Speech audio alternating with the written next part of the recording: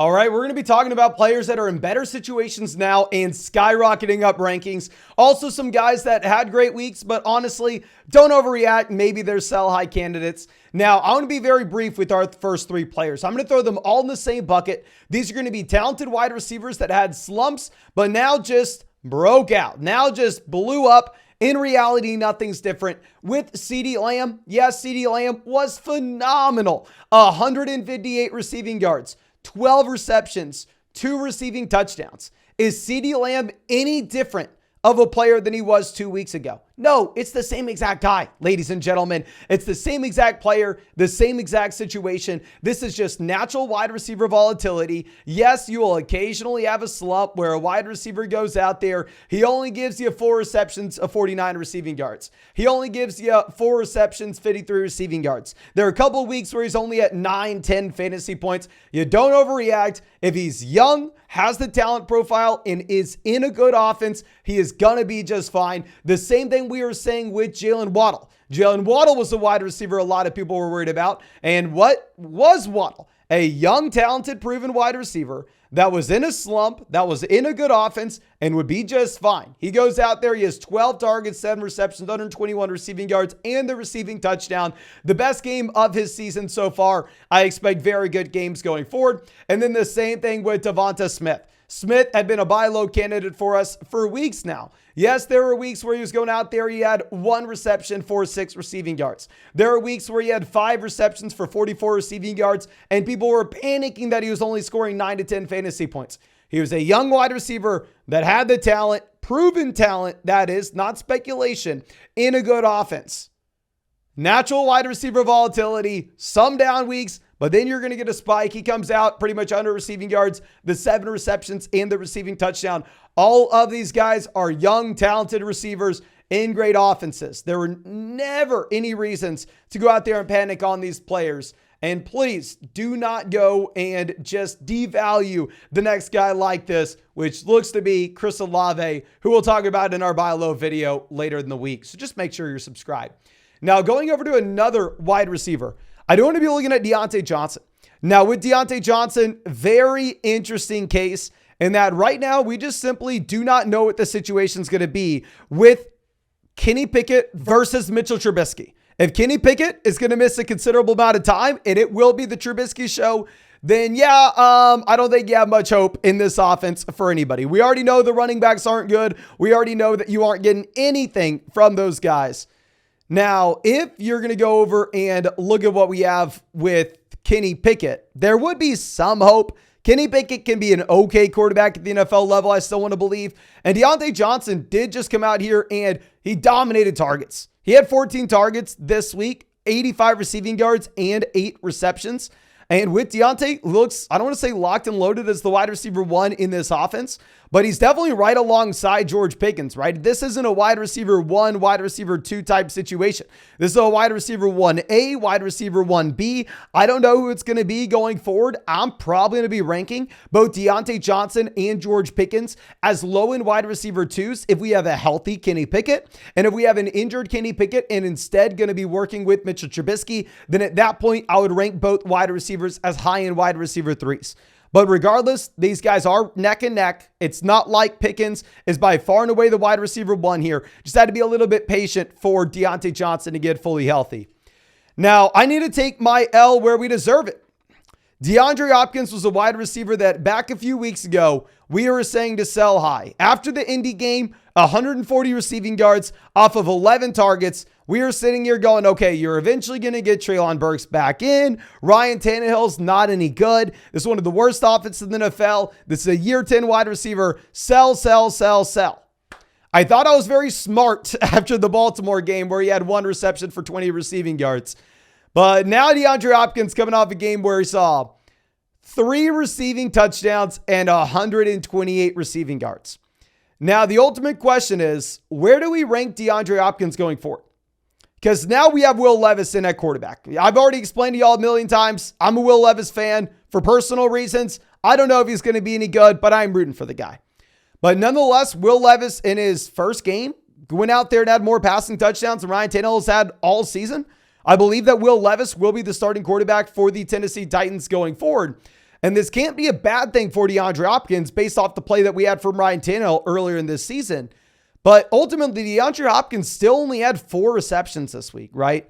Now, he was catching bombs. He was out there having massive plays, and you should be very excited about that. But we are trying to chase volume. While I'm a Will Levis fan, while I'm wanting our guy to do well, do I think he can support a 75% touchdown rate for DeAndre Hopkins going forward? Probably not, right? That's unrealistic. So I think DeAndre Hopkins goes from who I thought was an unstartable wide receiver, with Treylon Burks coming back into this offense with this being a horrendous team, now to being a top 24 wide receiver. I think he's probably that low to mid wide receiver 2. And I know that sounds bad. I know you're going to be screaming at me. All I ask is you try to sit down and rank your top 30 wide receivers, because it is much tougher than it looks. And you can actually rank your own fantasy football players with our new feature on flockfantasy.com. We just rolled out community rankings, ladies and gentlemen. So the community rankings will be free for everybody on flockfantasy.com. Just go to the rankings page. And when you load that up, you are going to get a dashboard of 4 players where if you submit that ranking, we'll go into our data set and we are going to be bouncing back the community rankings list for you, where you can use this list in determining trades and building your teams going forward. Completely free tool. Of course, if you wanted to go out there and you wanted to join as a premium member of the Flock, with code FLOCK, you can get 30% off any subscription. And with code FLOCK and a Mother Flocker package, yours truly will break down your team in a fantasy football podcast. And if you're an annual member of flockfantasy.com, your boy's going to be hooking everybody up with free Flock merch. Just make sure you fill out the Google form. But yeah, regardless if you want to pay for something or not, go check out the community rankings we have on the side. I think that's going to help you out a ton. Now, going over to the running back position, I want to look at Austin Ekeler just a bit. Ekeler's just a good example of a running back that people maybe were just a little too pessimistic on. He goes out there, he has 8 targets, 7 receptions, 94 receiving yards this week, gets the receiving touchdown. I mean, we had Austin Ekeler ranked as RB2 ever since you had Mike Williams go down. Like, my thing is with Ekeler, as a running back that I did not like coming into the season. I was looking at the age. I was looking at the addition of Quentin Johnston. I was looking at Mike Williams, Keenan Allen being fully healthy, saying, oh, okay, yeah, they're just not going to need to give him 8-9 targets a game like they did last year. The second you have the Mike Williams injury, you know the man's going to get force fed. The second that Quentin Johnston shows that he's a bum and we can't rely on him at all, you know Austin Ekeler is going to get force fed. So yeah, going forward, I think Ekeler, should be the running back too. I think this just cements this for anybody that was questioning him. And I do want to stand by. Y'all know my 3rd most drafted running back in underdog drafts this year was Travis Etienne. We're printing money right now with Travis Etienne on all our teams. If I played in a full PPR format, however, I would trade Travis Etienne for Austin Ekeler. I think that they're comparable rest of season, but Ekeler already through his bye week, so you are going to get the extra week from Ekeler.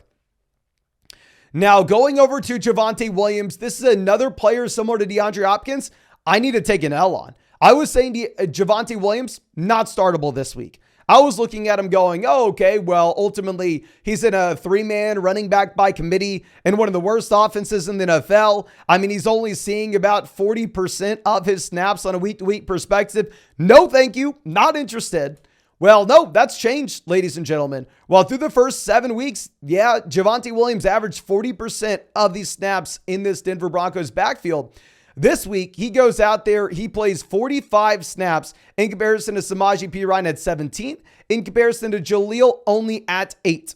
Javante Williams is the 3-down back here. Javante sees 27 carries and 3 receptions out of the backfield, totaling 30 touches. Obviously, this is one of those very rare games where the Denver Broncos are winning from start to finish, where I doubt that happens very often anymore, but nonetheless, we went from thinking that he was not startable to now probably having to rank Javante Williams as a mid to high end RB2 if he is going to go out there and see 70% of this Denver backfield.